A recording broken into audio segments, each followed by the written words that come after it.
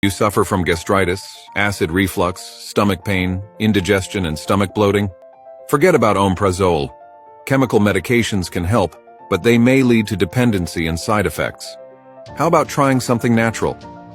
Today I'm going to teach you a natural home remedy that will reduce stomach inflammation and activate your enzymes. Share this video with someone who needs it. It only requires one ingredient. You'll need a potato. Wash it well, peel it, and cut it into small pieces.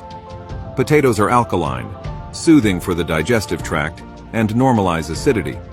The starch present in potatoes helps create a protective layer on the gastric mucosa, reducing irritation. Put it in a blender with 200 milliliters of water. Blend it well until it's completely crushed. After that, strain it and drink it immediately. Do this every morning on an empty stomach for 1 week. Alternatively, you can consume it whenever you experience any of the symptoms. This natural juice will relieve any stomach pain, and gastritis will disappear. Furthermore, it helps soothe abdominal bloating, activates stomach enzymes, and improves digestion. If you've made it this far, please let us know in the comments from which country you're watching this video. Until next time.